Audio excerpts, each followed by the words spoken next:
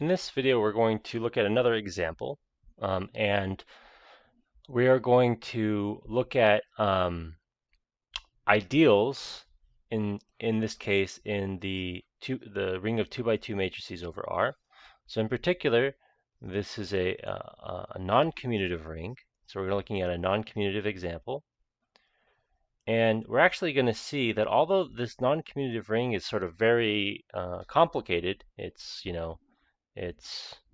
got twist. It's large dimensional, right? It's 4-dimensional as a real vector space, and has this complicated multiplication. It's not very complicated, but it has an involved multiplication.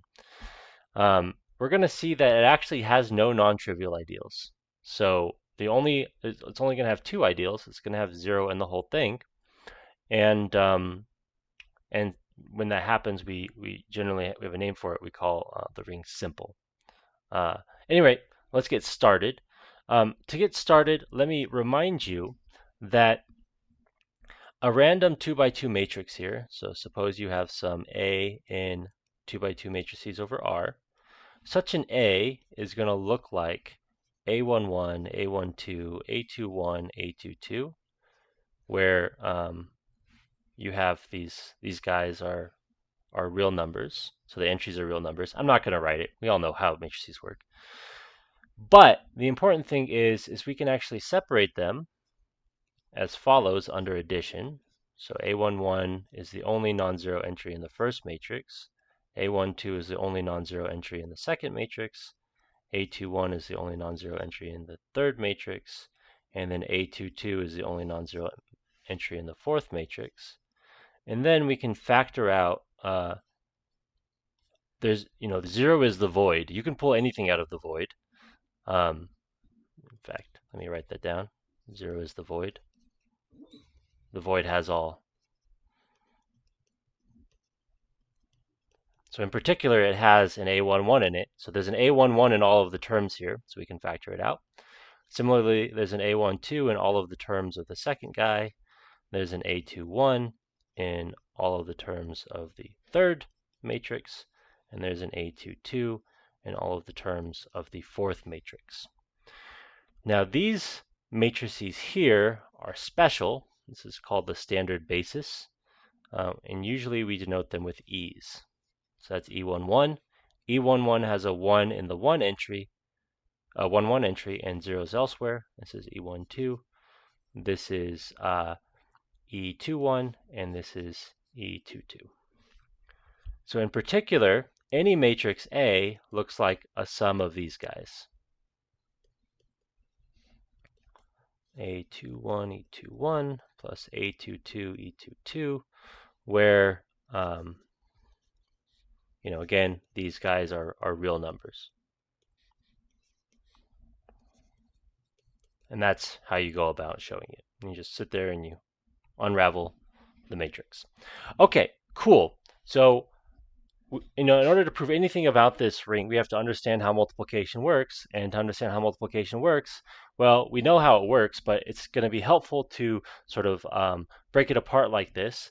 And then it's going to be important to understand how these pieces, these EIJs, interact with each other. So let's just do two. Let's do two examples.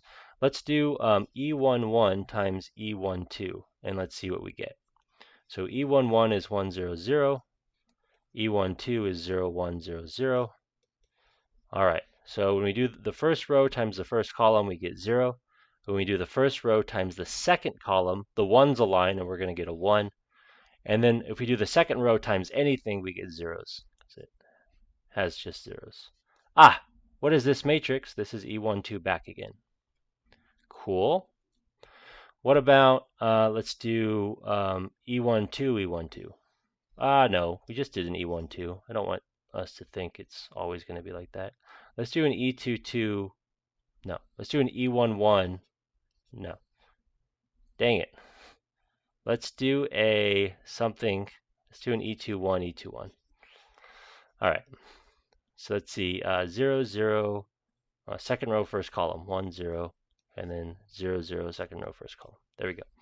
All right. Let's do this product and see what we get. So let's see. The zeros are going to annihilate everything, And the 1 is only going to in the second row of the first guy is only going to multiply with the first row. So that's also zeros. We get the 0 matrix.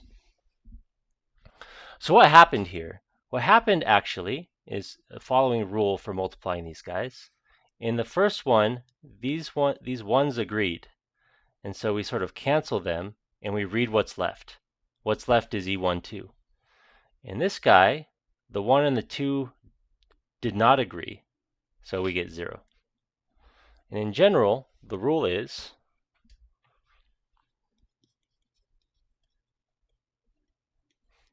Eij times Ekl is equal to Eil if j equals k, and 0 if j is not k.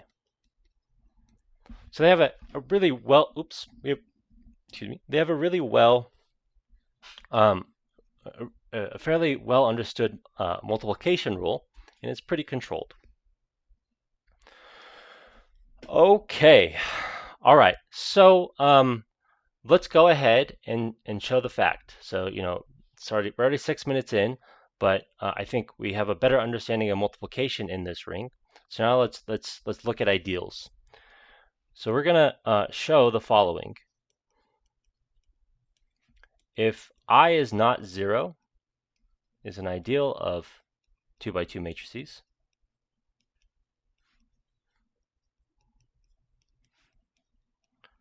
then I is everything. So as long as you're not the 0 ideal, you must be everything. So let's do that. So suppose I is not 0. What does it mean to be not 0? Well, it means that you have a matrix in you. Then A is in I with A not 0. We can write out A as A11, E11 plus A12, E12 plus A21, E21 plus A22, E22, like we just did. And we know that since A is not 0,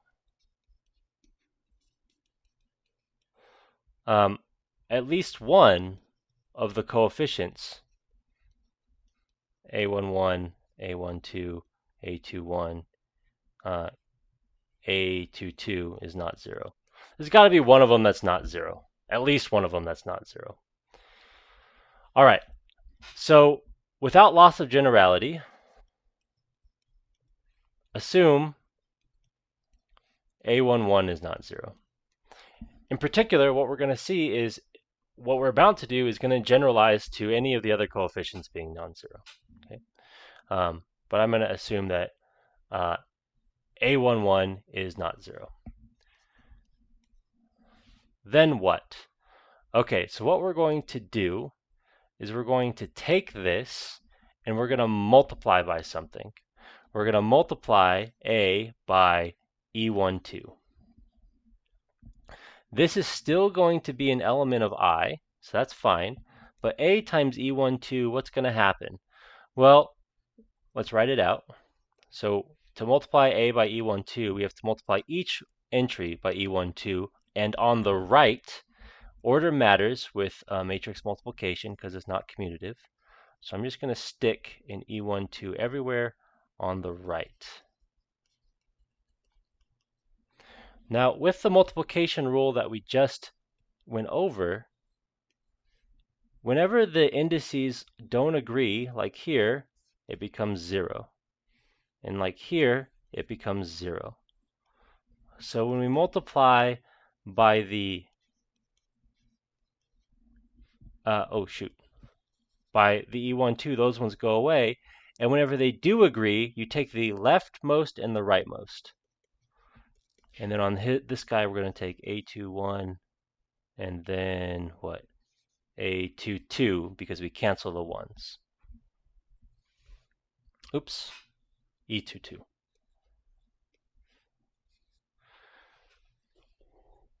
Awesome.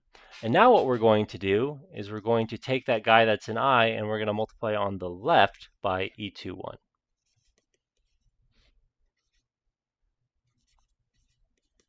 So the one we just did, we're going to put an E21 on the left. And the constants commute with multiplication by matrices, so we just have to multiply the matrices involved. Okay, so now what happens is these guys, the second term don't agree, so that's 0. And then these ones are going to become A11, E22. Cool. And that's in our ideal. This is in I. Okay, well A11 is not 0. That's what we assumed. So 1 over A11 times A11 E22, which is E22, is also in I. Why is that? Well, it absorbs multiplication by elements of our ring. This is a constant matrix. So, sorry, it's a scalar matrix with the constant 1 over A11. So that's in our ring. Okay, so this E22 is in our ideal. But if E22 is in our ideal, in fact, if any of these E's are in our ideal, I claim we can get everything. So let's now show that. Well, E12 is E12 times E22 because you cancel the 2's. So that has to be an I because this this underlined purple guy is an I. Let's see, E21, which is E22 times E21, where the purple guy is an I. So this is also an I because it's closed, it absorbs multiplication. And then E11 is E12 times E21. We just showed that E12 and E21 are an I, so their product is also an I. And so what we've learned here is all of these matrices, E11, E12, E21, E22, is in I. But any matrix is a combination of these. Since any A in M2R is a scalar matrix, is a sum of scalar matrices times these guys,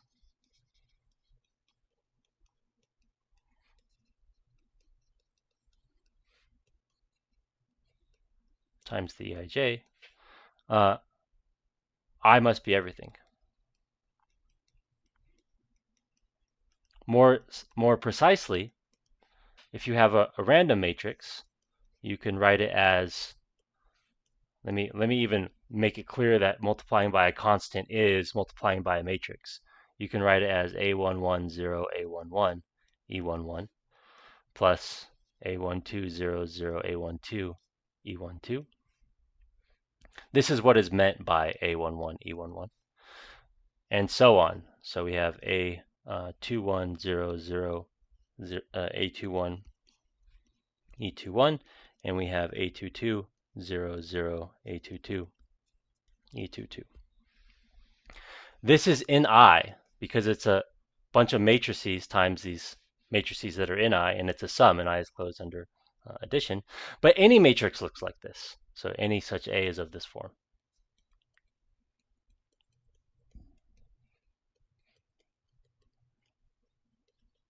So again, I is everything. So I've just added some more justification for I must be all of M2R. All right, so what we learned from this is that M2R, these 2 by 2 matrices over R, has only two ideals. It has 0, which is what we excluded at the beginning, and everything. Such rings are called simple. So it only has the trivial ideals. We say M2R is a simple ring.